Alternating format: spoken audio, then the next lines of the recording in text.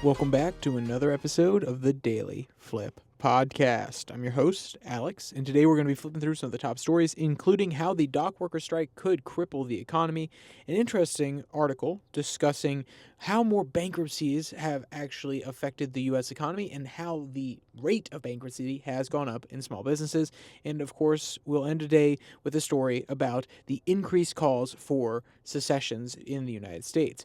And we'll also finish everything up with our daily delight, a story meant to leave you feeling positive, ready to take on the day. But that's enough rambling from me. Let's jump into our daily debate.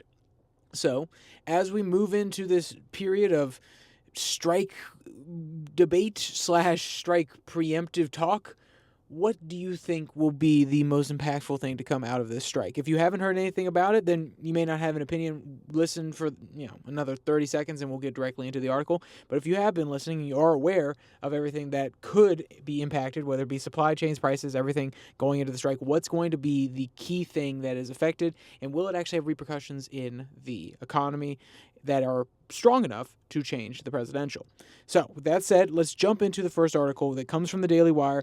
Quote, here's how a dock worker strike could upend the economy and the election. So you can see why I asked that question about the election now, because the article has a specific angle. It is Daily Wire. They're coming at it from a conservative point of view and advocating for who they think is the better person, aka Donald Trump with better policies. That's where they're going to stand. So they're going to have not necessarily a bias, but they're definitely going to lay out the vision of how this could be harmful for Kamala Harris. Quote, a looming dock worker strike could throw the economy and the presidential election into chaos and October surprise that would likely hurt Democrats. So that preface, I think that they're right and they're wrong. Why do I think they're right and they're wrong? One, I think that most of the unions within the United States, except for the Teamsters, are already on the side of Kamala Harris. So by actually shutting down the strike or any sort of policy that comes out of it, whether it be forcing them to come to a different negotiating location and actually sit down and figure something out, trying to put a hard deadline on it if the administration steps in, I don't actually think that would hurt anything. But that's not necessarily what Daily Wire is getting at. They're saying that if the strike goes on, then it will actually be harmful to the current administration, which is Joe Biden. And even though Kamala Harris is trying to distance herself from it, she is obviously the vice president, so you can only get so far away. But she is trying to message and say, well, that's a little bit more Joe's thing. I haven't necessarily been involved. The idea is that it will still cast an ill image, or it will maybe create a little bit of ill will in the population for Kamala Harris and the effects of her and Joe Biden's policy. That's the angle that they're coming from. Now, is that actually 100% possible? Yes. Is that actually likely? I would say no. At the end of this long period where we've been observing how people are looking at Kamala Harris, a lot of people who are not Democrats, who are moderates, or not leaning R and have been observing everything from the very first minute. Most people who are coming to the politics now, they're coming out of the summer. Everybody's, going back to school. The kids are going back. The parents have a little bit more time to worry about politics. It's an election year. People are starting to focus in. They're seeing her as a new element. They haven't seen her on the TV screen. They haven't seen her out there doing press conferences as much during the Biden presidency as Biden may have done during the Obama presidency. And even then, Biden still felt like a relatively new commodity to a lot of younger voters who hadn't known that he was actually a senator and that he was serving out his terms in I'm not going to say that all of his terms were served out for Delaware, because at the end of the day, he served the entire United States of America. He wasn't just from Delaware when he was the vice president. But before that time, all of it was spent serving Delaware. So people from Delaware knew who he was, but the rest of the nation, some saw some of his stuff in front of Clarence Thomas, but not necessarily everybody is sitting there saying, oh, yes, I know Joe Biden's political history. And like I said, the time in the White House didn't actually necessarily help him too much. People were familiar with him because he had also tried to run for president before, but that doesn't mean that they were comfortable and knew what his policy positions were going to be. The same air is around Kamala Harris. She has not been around enough. Trump is a known quantity. So if you're trying to actually tie this strike and any policies or any bad things that happen, so whether it be policies implemented by the White House or bad things that happen underneath this White House to Kamala Harris, I think you're going to have a hard time because she is new. She's out there. She's putting her own message forward, and what she's going to say, and she's going to have the backing of people like MSNBC, CNN, even maybe a little bit of coverage from your friends over at MSNBC. They're going to say, well, she isn't actually the one dictating how all of this is going. She is the vice president. She's not the president. She can't direct all of the policy, which is fair enough. The president has a lot more control over how everything goes down in his administration. There's no lie about it. That doesn't mean the vice president can't push policies behind the scene, but that's actually an affirmative argument for changing things by pressing. You can't actually make an affirmative argument that the problems are hers, a negative argument that the problems are hers by saying, well, okay, she did something. No, she didn't actually press any of these policies forward, as far as we know. Now, we know that her team's been involved in a lot of different things. They've been called up to do different tasks, like handle some of the border things. But you can't say, oh, well, this policy didn't get done underneath Kamala Harris, so therefore that means that she doesn't want to do it because she didn't necessarily have the power to do it. I think you could make some argument that she has more power to push for certain things, and the things that made it through could be put on her more than others. But even then, she is the vice president. It's not as simple as saying, oh, it's her administration overall. She has all the power. No, there are other advisors in the room. The Kamala team and the Joe Biden team seem to not necessarily communicate too often, besides maybe some of the smaller stuff that they were trying to get her out to do. And even then, she was not put in the public as much, meaning there were probably some small arguments, if not a rift, between the president and the vice president. So I think that's why it's going to be extremely hard to actually cast her as the problem if anything happens from the strike. But let's actually get into a little bit more of the details. Quote, the International Longshoremen's Association, which represents about 85,000 dock workers nationwide, is threatening to strike on October 1st if the union cannot reach an agreement with port ownership. Then we're going to skip forward a little bit. Quote, a strike would shut down 5 of North America's 10 busiest ports, 46 ports total along the East and Gulf Coast, and cause massive supply chains issues, which, depending on how long the strike lasts, could impact consumers past Election Day and well into the holiday season, end quote. Now, this part, I'm not going to say the political implications are this, and this, because while we could go into them, the actual reality of how this is going to change or affect certain economic outcomes is more important than just saying, oh, the political ramifications are going to be this. What was the argument that Democrats made for a long time, and even some Republicans made for a long time, about the reason that inflation was so bad besides spending? It was the fact that the supply chains were crumbling. They had to be rebuilt. They weren't necessarily strong. There was too much demand in certain areas, and that may be because the supply chains were failing or because everybody rushed to get certain products. But at the end of the day, they blame supply chains. This is another direct attack, and I say attack, that's pretty strong, another direct action that will impact the supply chain and therefore probably drive up prices. Now, will it cause overall general inflation? Probably not. It will be very targeted for a lot of the things that we get from outside the United States. We get a lot of different foods from outside the United States. We also get some from inside the United States. So maybe we won't necessarily see some of the food prices affected immediately, but a lot of more consumer goods or commodities, and even maybe parts for cars, we may actually start to see some immediate impact there with those supply chains being hurt. And that is going to hit people's bottom dollar.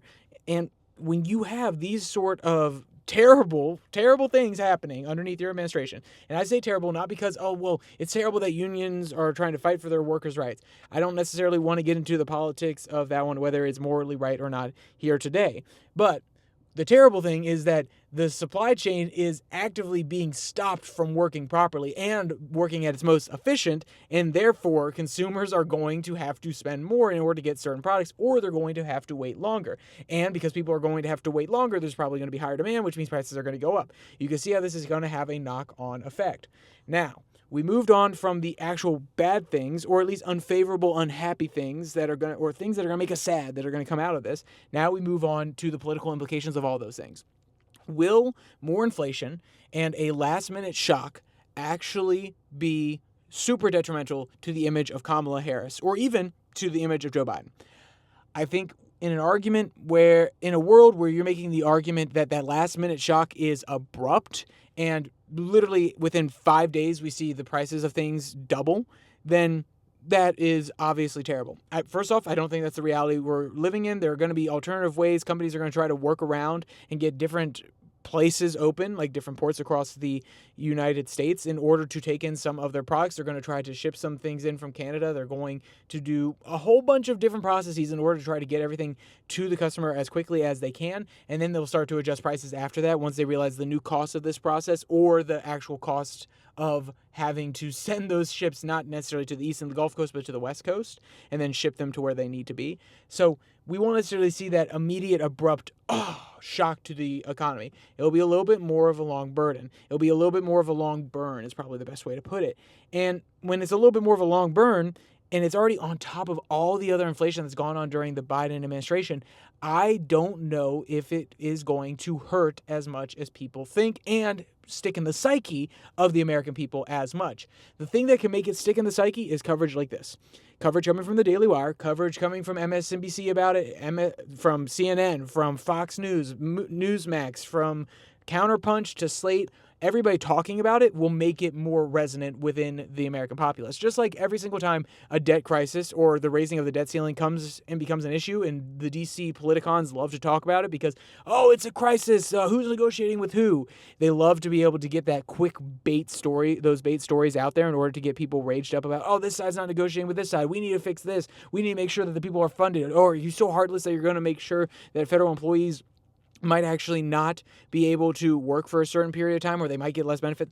All of these sort of things are kind of rage-baity stories. Politicos love to talk about it, and that's why it takes up the American psyche for probably about 2 weeks, a month, and then we forget about it until the next time it's starting to happen. If the strike is covered like that, then I can see that happening for sure. It will take up a short span in the American mind, and then if the prices continue to go up and it's not resolved quickly, if the media decides to continually cover it, then it will be a big issue.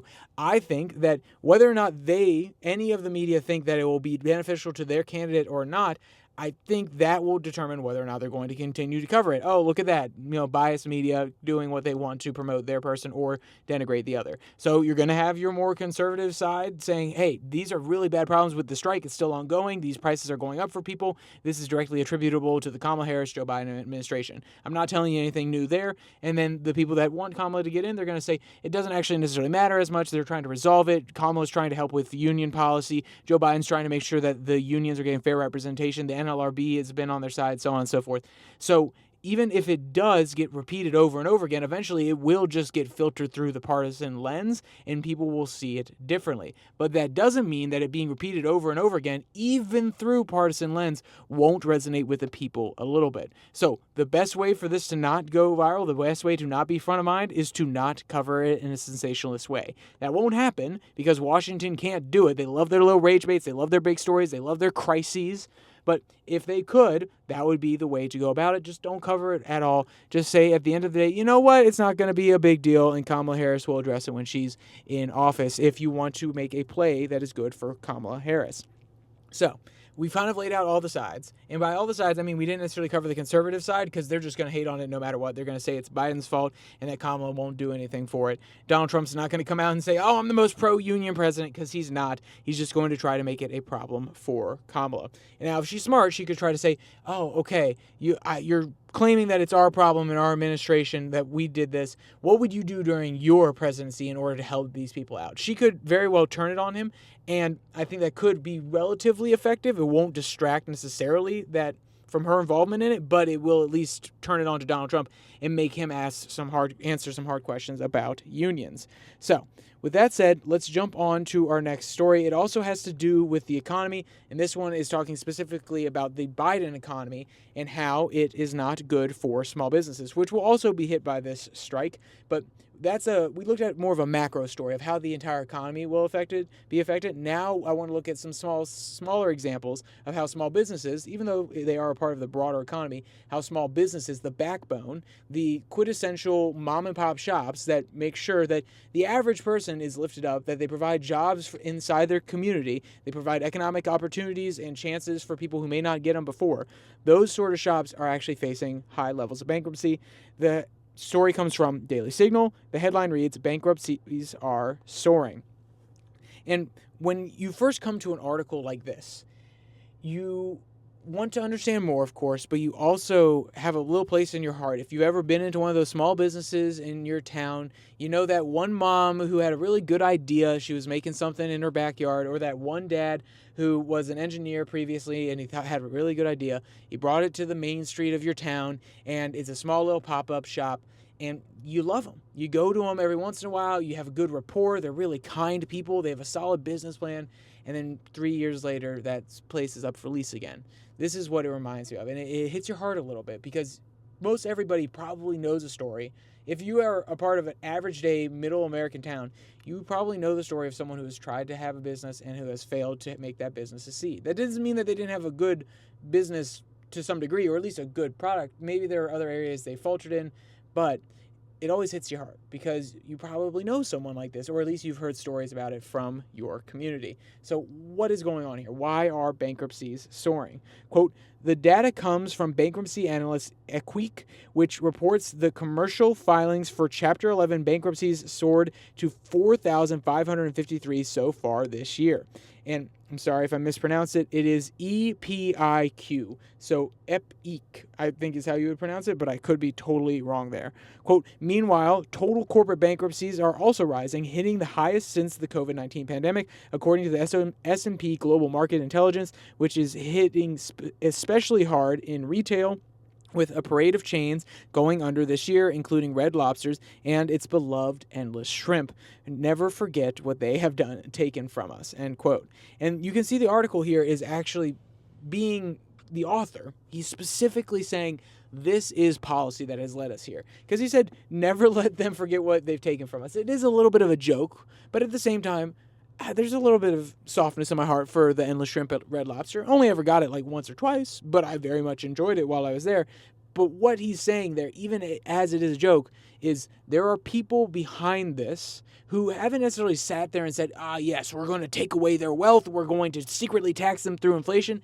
But there are people who have made terrible decisions trying to pursue a certain ends to their own mean, which is providing a whole bunch of extra money and let it flow throughout the economy, basically printing out a whole bunch of new money and buying it back with bonds and trying to say, we're going to bet on the future of America and the fact that we'll grow so much that we can actually pay some of this back easier without necessarily having to inflate the currency too much and basically devalue it. And that doesn't always work out. Sometimes we could have gone away with that, but with a debt to GDP ratio of roughly 124%, I don't necessarily see that happening anytime here soon. So the author's specifically saying this is policies that have been implemented from the top down, which are hurting people, and we cannot forget that. Quote, inflation, of course, drives up business costs to the point they have to hike prices, which chases customers out. High interest rates are well known to strangle business. In fact, that's why the Fed does them, to strangle household spending enough that federal spending has inflation all to itself.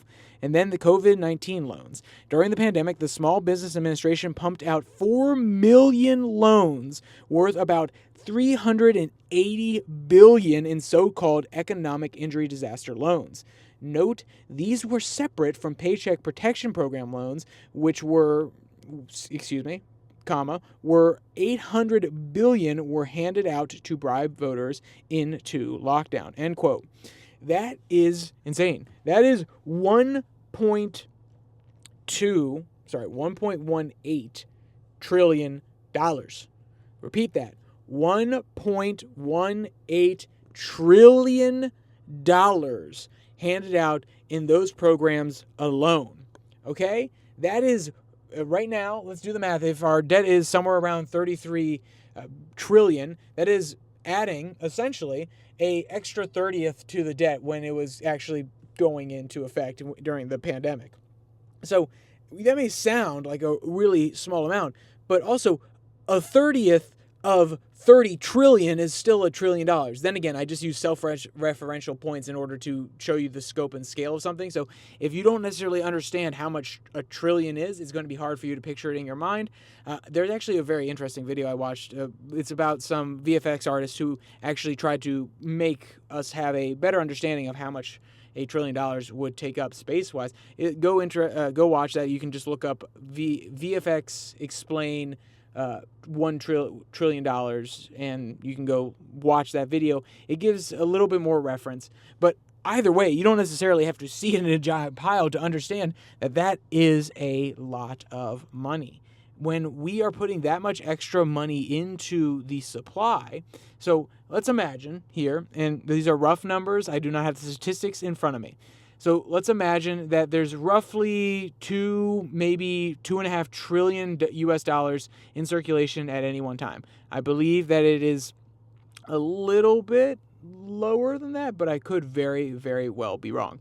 So $2.5 trillion in circulation at any one time. Over the course of basically 2 years, you take half of that and you add it back into the economy. You take half of that and you say, you know what? We're just going to add it back in. So no longer is it $2.5 trillion in circulation. You're sitting somewhere around $3.725 trillion in circulation. You have just multiplied that 2.5 by 150%. You have increased the money supply by 50%. Okay? What is going on there? What does that mean? It means that as you have more money chasing the fewer goods, then people, one, have a little bit more flexibility to actually pay more for them, but also if the same amount of goods are out there, the demand for those goods is going to go up. More people are going to be able to purchase them or want to purchase them, and therefore the price is going to rise. So this is how you get inflation on some aspects of it. Of course, we did talk about supply chains in the last one, and that obviously has an effect too because that directly affects demand. So when you have multiple factors going in there, you're going to see heavy inflation. And when you start seeing that, as the author outlines here, those costs don't just go up for you and me as a consumer from the business, they also go up for the business, and that's why they have to increase their prices, which is going to affect us. Guess what?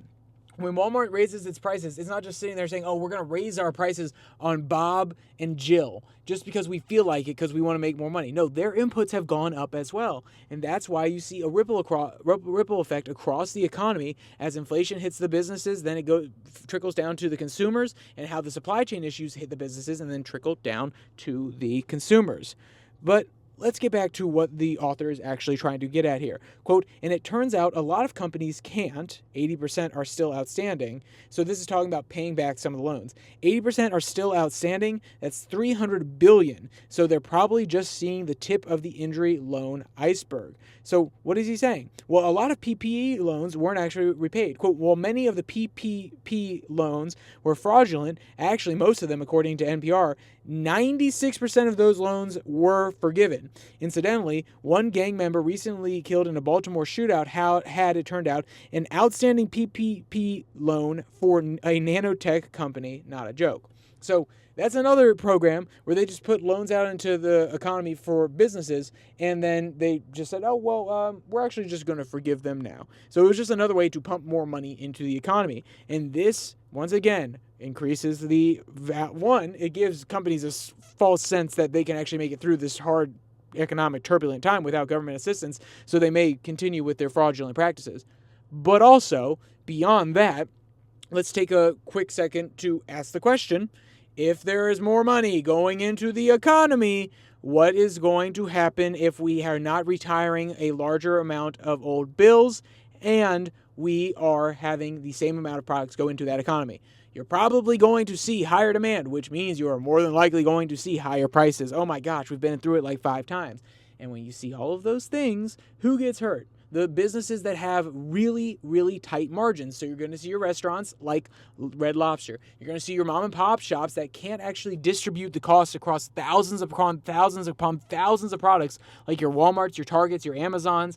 So they're going to get hit because their margins are already so thin. And that's why you see a ripple of bankruptcies. And I want you to go read this article from this author because it's actually a podcast that he does, but they wrote it down here at Daily Signal. And the tone here is a little bit funny, but also devastating. And I really want you to go read the original thing, because they can do it more justice. Reading it can do it more justice than I can do in this time alone. But thank you for joining me for this section. We're going to move on to the next one, though, as we walk towards closing out the podcast. So our last article before the Daily Delight comes from Counterpunch: increasing calls for secession. So when I looked at this, I say this a lot, and I'm starting to realize that I have this tick of saying, when I first looked at this, I'm trying to slowly peel back some of that old habit from over 317, 18 episodes now. But when I first came to this article, oh, there we go again. When I first came to this article, I said, oh, another secession article. Oh, what's going on here? Well, now they're providing a little bit extra evidence. They're actually pulling some quotes from people who actually want to see secession happen, whether it be from somebody who is in the secession party in Texas, or if it's somebody from a different state, which I didn't know actually had one. Quote, the freedom of a state to withdraw its membership in any union is a state power that was not given when the states formed the federal government. The U.S. Constitution has a list of things that states may not do, but it does not include secession. And the true amendment says any powers that states don't delegate to the federal government are retained by the states or by the people. And that comes from a man called Hay McHenry, and he's the vice president of Free Louisiana. I will be honest with you. I have been in Louisiana recently. I did not know that Louisiana had a secession movement. I was completely dumbfounded when I first found this out. And that's why I thought it was interesting to bring this article forward, because you hear the jokes, oh yeah, Texas is going to secede. Maybe you hear some things about Greater Oregon going into Idaho or something to that effect. But I didn't know that even Louisiana has its party that's saying, no, we need to get out of this union. And it's just hilarious to me. And I say hilarious, not because I don't want to take these people seriously. They obviously have some issues. But it's more than likely not going to happen. They are more than likely willing on a federal level to fight civil wars in order to keep certain crucial parts of the economy integrated within the federal system and make sure that it's actually easy to transport goods between these different areas. I mean, a lot of the shrimp within the United States, domestic shrimp, come from Louisiana within the United States. And though you may joke around and say that's not actually that big of a deal, do you actually want to give up 10% of your shrimp market to a foreign country now after they've seceded to you? Do you want to negotiate with them? No. So the federal government's going to have some interest in trying to make sure that the secession doesn't necessarily happen. But that's the point of this article. I would go give it a longer read because it does talk about Texas as well. And the reason I brought up Louisiana is because I thought it was fascinating, and I had no idea that there is a secession movement there. Quote, a 2022 poll of 625 Louisiana adults found 50 supported the state becoming an independent country, while 49% were opposed. Now, my question would be, did they misspeak here and say found 50% supported the state becoming an independent country? Or were they saying literally 50 of the people supported Louisiana becoming an independent country, and there were more than enough options there to make up for the rest of the percentage that's not the 49?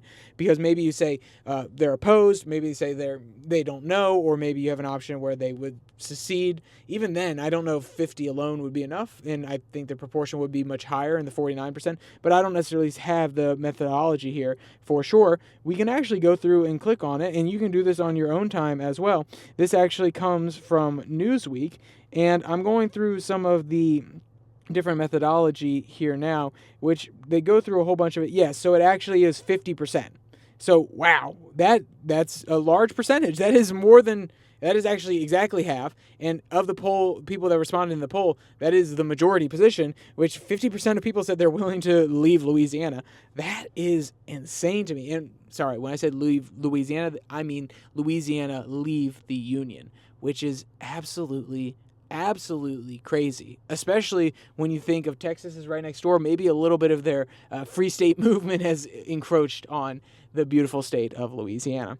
But if you want to read more about the secession fears and some of the stoking of the flames and the legitimate concerns, please go read this article. Like I said, it's from Counterpunch. All of the articles will be linked in the description below that like and subscribe button.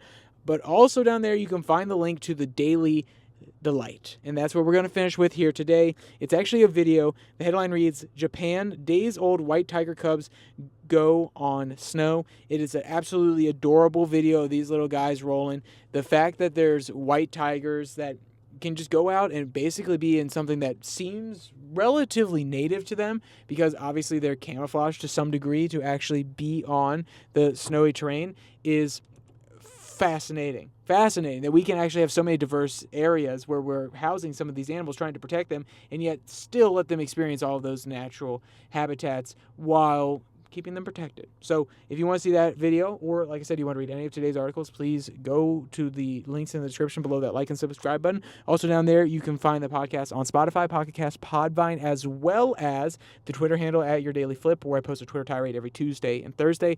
And also on Tuesday and Thursday, if you come back here or you go to the RSS feed, you will find the new show. It's not so new now. It's been running for about a month, but the newer show, 6 in 6. It's 6 stories from around the world in 6 minutes or less. So you get your international news as well, but a little bit more bite-sized. So with all that said, there's only one more thing to say. Stay safe, don't die.